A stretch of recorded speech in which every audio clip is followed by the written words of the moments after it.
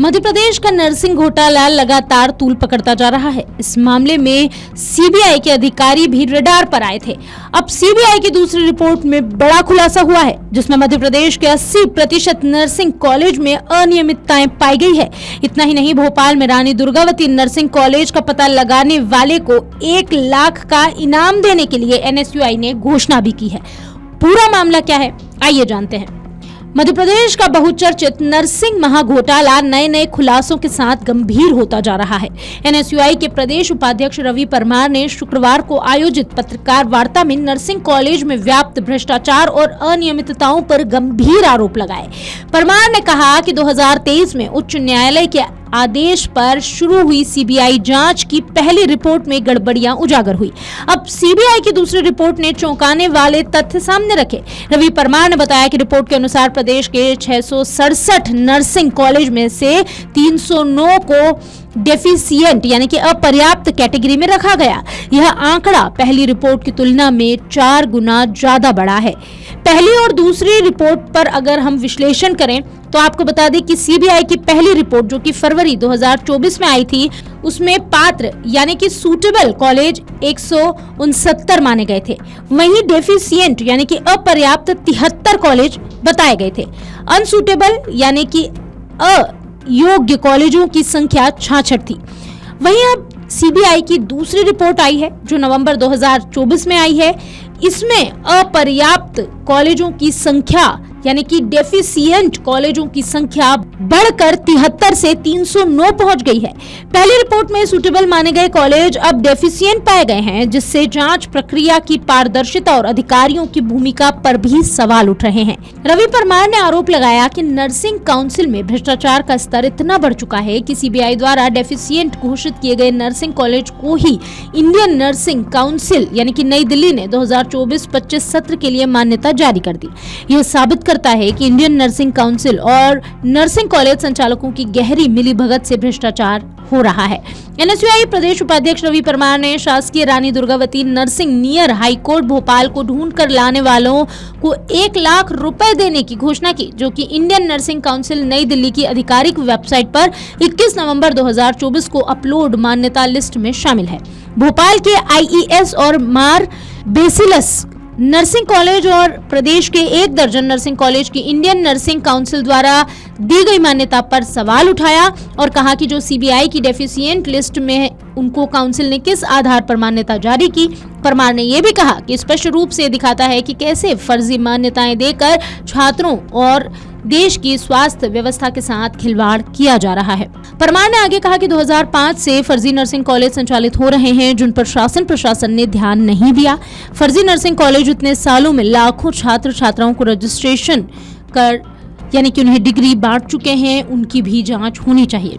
परमार ने बताया कि 15 अप्रैल 2024 को सीबीआई में शिकायत दर्ज कराई थी, जिसमें उन्होंने कई सूटेबल माने गए नर्सिंग कॉलेज की संदिग्ध मान्यता पर सवाल उठाए थे। इसके बाद दिल्ली सीबीआई ने जांच तेज की और अधिकारियों और दलालों को गिरफ्तार किया गया। हाईकोर्ट ने अभी सभी 169 सूटेबल और अन्य नर्सिंग कॉलेजों के पुनः निरीक्षण का आदेश दिया। हाईकोर्ट द्वारा गठित उच्च स्तरीय कमेटी में 3 सदस्य थे। मध्य प्रदेश हाईकोर्ट के रिटायर्ड जज आर.के. श्रीवास्तव, रिटायर्ड आईएएस अधिकारी राधेश्याम जुलानिया, अमरकंटक विधि विश्वविद्यालय के कुलपति श्री प्रकाश मणि त्रिपाठी। इस कमेटी ने पहली सीबीआई रिपोर्ट में शामिल 73 डेफिशिएंट नर्सिंग कॉलेजों में से 26 को ही सूटेबल घोषित किया। प्रदेश के 667 नर्सिंग कॉलेज में से केवल 200 कॉलेज ही वास्तव में संचालन के पात्र हैं। बड़ी संख्या में कॉलेज केवल कागजों पर संचालित हो रहे हैं, जिसमें छात्रों और प्रदेश की स्वास्थ्य व्यवस्था के साथ खिलवाड़ हो रहा है। इन फर्जी कॉलेजों ने लाखों छात्रों की डिग्रियां बांटी। एनएसयूआई की 5 सूत्रीय मांग है, जिसमें से एक है 2005 से अब तक जारी की गई सभी नर्सिंग डिग्रियों की जांच पर फर्जी डिग्री धारकों पर कार्रवाई की जाए। डेफिशिएंट और अनसूटेबल कॉलेजों को तत्काल बंद कर दिया जाए। दोषी अधिकारियों, दलालों और संस्थानों पर सख्त कानूनी कार्रवाई हो। इसके अलावा छात्रों को वैकल्पिक संस्थानों में स्थानांतरित कर उनकी शिक्षा सुनिश्चित की जाए।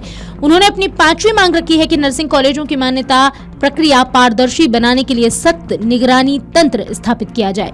एनएसयूआई ने चेतावनी दी कि अगर सरकार ने जल्द कार्रवाई नहीं की तो एनएसयूआई राज्य भर में आंदोलन करेगी। परमार ने कहा कि छात्रों और जनता के अधिकारियों की रक्षा के लिए हर स्तर पर लड़ाई लड़ी जाएगी, जरूरत पड़ी तो सड़क से लेकर सदन तक आंदोलन करेगी।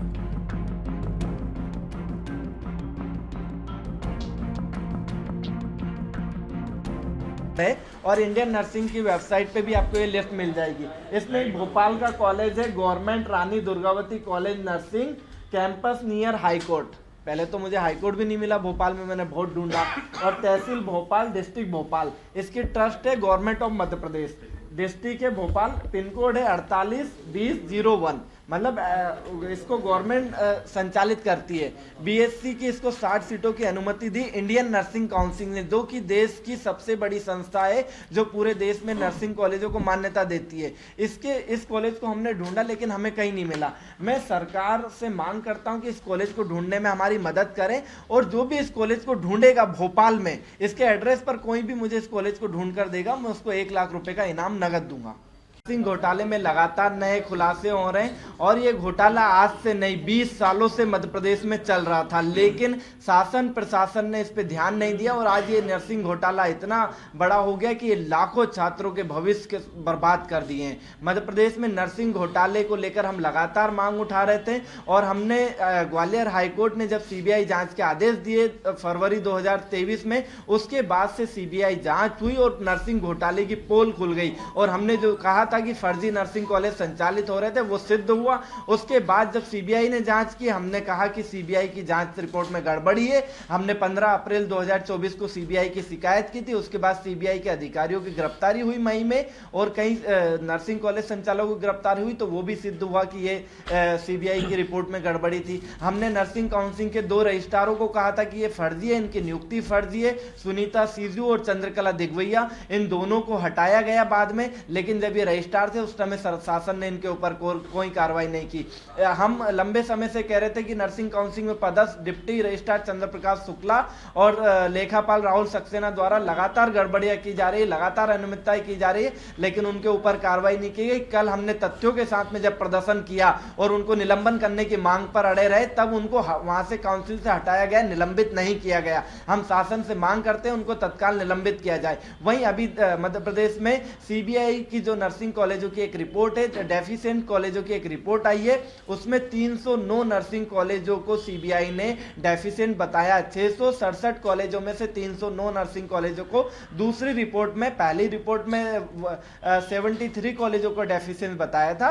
तो इन दोनों रिपोर्ट में बहुत बड़े पैमाने पर अंतर है, 4 गुना संख्या हो चुकी है सीबीआई की दूसरी रिपोर्ट में डेफिशिएंट कॉलेजों की। वहीं जिस तरह से डेफिशिएंट कॉलेजों की रिपोर्ट आई है, उसमें हमने जब देखा तो देश की सबसे बड़ी संस्था जो नर्सिंग कॉलेजों को मान्यता देती है, इंडियन नर्सिंग काउंसिल, उसने ऐसे कॉलेजों को मान्यता दे दी जो कि सीबीआई की रिपोर्ट में डेफिशिएंट है। मैं आपको दिखाता हूं कि जैसे मध्य प्रदेश के, मैं आपको भोपाल का पहले बताऊं कि भोपाल का आईएएस नर्सिंग कॉलेज है रातीगढ़ में। सीबीआई में उसने 6 बिंदु की कमियां ढूंढी है। सीबीआई ने कहा कि ना तो इनके पास प्रॉपर लैब था, ना इनके पास प्रिंसिपल थे, ना इनके पास वाइस प्रिंसिपल थी, फिर भी ये कॉलेज चला रहे थे दस्तावेजों के आधार पे। और उसी को 21 नवंबर 2024 को, मतलब इसी महीने, इंडियन नर्सिंग काउंसिल मान्यता जारी कर देता है। इससे यह स्पष्ट होता है कि जिस तरह से नर्सिंग कॉलेजों में गड़बड़ियां हैं, ये मध्य प्रदेश में नहीं पूरे देश में है। वहीं एक कॉलेज और है भोपाल का, मार बैसिलस कॉलेज, ये भी भोपाल का कॉलेज है। इसमें 3 बिंदुओं की कमियां निकाली है सीबीआई ने, और इंडियन नर्सिंग काउंसिल ने इसे भी मान्यता जारी कर दी है। उसके बाद ये कई कॉलेज है मध्य प्रदेश के, सेंट्रल इंस्टीट्यूट है जबलपुर का, उसको भी आईएनसी ने मान्यता जारी कर दी। उसके बाद आप देखेंगे एलसीएच एकेडमी इंदौर, इसमें 8 बिंदु की कमियां निकाली, ना इनके पास एचओडी था, ना प्रिंसिपल था, ना वाइस प्रिंसिपल था, और इनके जो क्लासरूम थे वो भी छोटे साइज के थे। सीबीआई ने ये पूरा इसमें रिपोर्ट में जारी किया, उसको भी इंडियन नर्सिंग काउंसिल ने मान्यता जारी कर दी। मतलब पूरी तरह से आप देखिए जिस तरह से पूरे मध्य प्रदेश में नर्सिंग में गड़बड़ियां चल रही है। तो अब हाई कोर्ट ने जो दिल्ली सीबीआई की टीम थी उसमें एक नर्सिंग काउंसिल के अधिकारी को शामिल किया था। इंडियन नर्सिंग काउंसिल का अधिकारी सीबीआई की टीम में जांच कर रहा था, वहीं इंडियन नर्सिंग काउंसिल मान्यता देने के अलग से जांच कर रही थी। दोनों में बड़ा अंतर है। एक आंख से सीबीआई के अधिकारी ने देखा कि इस कॉलेज में गड़बड़ी है जब वो सीबीआई की जांच कर रहा था, उसी आंख से, दूसरी आंख से इंडियन नर्सिंग काउंसिल के कर्मचारी ने देखा कि कॉलेज एकदम सुटेबल है, उसको परमिशन दे दी जाए। मतलब ये दोनों आंखों के में इतना अंतर आ गया कि एक आंख से इनको कमियां दिख रही है, एक आंख से इनको कोई कमियां नहीं दिख रही है, और इस दोनों आंखों के बीच में जो नाक है इससे कहीं ना कहीं रिश्वत की बू आ रही है, कहीं ना कहीं एक बड़े पैमाने पे रिश्वत लेकर इसमें बड़ा गड़बड़ी की गई है। वहीं आपको मैं बताऊंगा कि एक कॉलेज है भोपाल का, ये कॉलेज मुझे तो नहीं मिल रहा, जब से लिस्ट आई है तब से मैं इसको पूरे भोपाल में ढूंढ लिया। रानी दुर्गावती कॉलेज नियर हाईकोर्ट भी नहीं है भोपाल में, वो भी मैंने ढूंढा।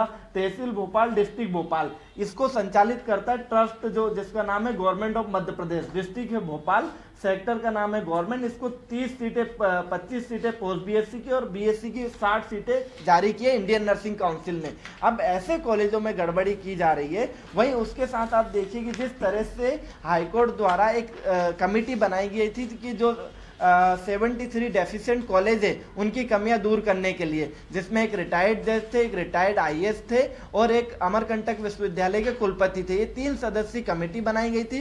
73 नर्सिंग कॉलेज जो सीबीआई की पहली रिपोर्ट के डेफिशिएंट कॉलेज थे, उनमें से 73 कॉलेज में से 26 कॉलेजों की कमियां दूर करके कमेटी ने उनको सुटेबल बता दिया।